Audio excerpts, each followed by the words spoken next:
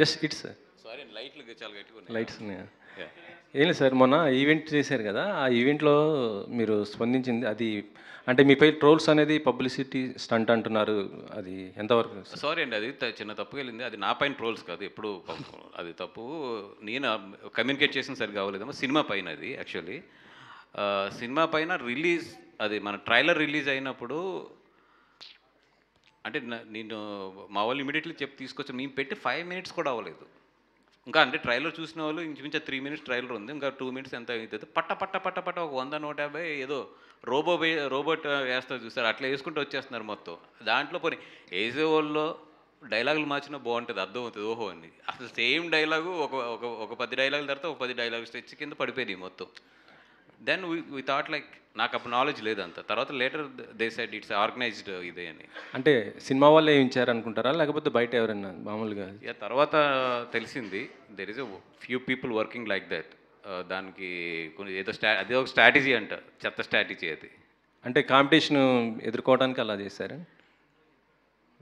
Yeah, competition ఎదుర్కోవడానికి ఏమైనా కూడా అదేంటంటే అదొక శాడిజం అనొచ్చు, సైకోయిజం అనొచ్చు. ఇంత కష్టపడి సినిమాలు తీస్తుంటే దీన్ని చేయడానికి.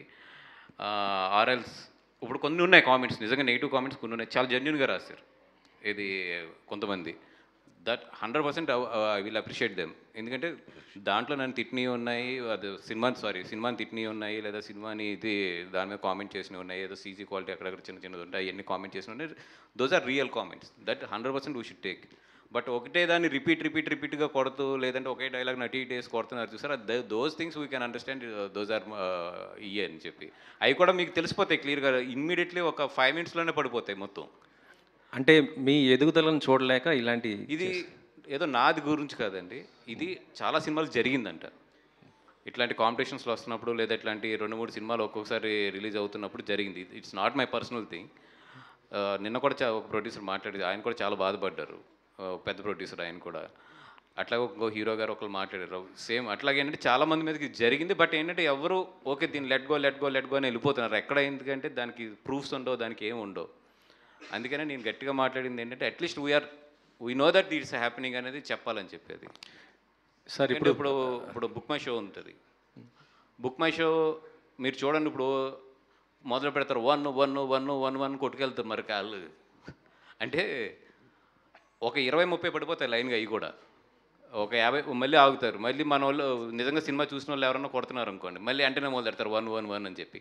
ఇవన్నీ ఏంటంటే ఒక చిన్న చీప్ టాటిక్స్ ఇవన్నీ కూడా. అంటే బుక్ మై షో వాళ్ళని కూడా నేను రిక్వెస్ట్ చేస్తున్నాను, మీరు సినిమాలు బాగుంటే మీరు బాగుంటారు, మీ సైట్లో కూడా మీరు దాని కాంపిటీషన్లు పెట్టి సినిమాలకి, ఏ సినిమాకి ఇంత రేటు, ఆ సినిమాకి ఇంత రేటు, అట్లీస్ట్ మీ వాడి దగ్గర మీ సైట్కి వచ్చి టికెట్లు కొనేవాళ్ళు కానీ ఒక ప్లెయిన్ మైండ్తో సినిమా చూపించండి. ఎందుకు ముందు ఆ రేటింగ్స్ మీ సైట్లలోని 9.8, 9.9, 4.5, 5.5 బతికేదే మనం సినిమాల మీద. దానికి కూడా ఓకే, ఇప్పుడు ఒక రివ్యూ రాసే వాళ్ళు ఉన్నారంటే వాళ్ళు ఒక సినిమాని చూసి ఒక విశ్లేషణాత్మకంగా రాసి మాకు ఇంత నచ్చిందని చెప్తారు. అదే వాళ్ళ వ్యాపారం కదా, అది ఒక విశ్లేషణ, వాళ్ళొక జర్నలిస్టులు, వాళ్ళది అదొక డ్యూటీ.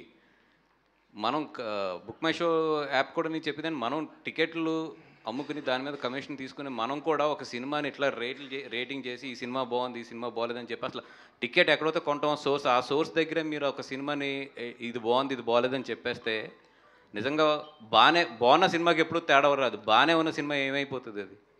పోనీ ఓకే, మీరు నిజంగా అంత గుడ్ అయితే మీ యాప్లో ఏదైతే ఇలా కొడుతున్నారు 1 రేటింగ్లు 2 దానికి ఒక అథెంటికేషన్ అన్న ఉండాలి, ఎవరు కొడుతున్నారు ఏంటని. అది ఉండదు, దానికి ఒక మెకానిజం ఏంటో తెలియదు.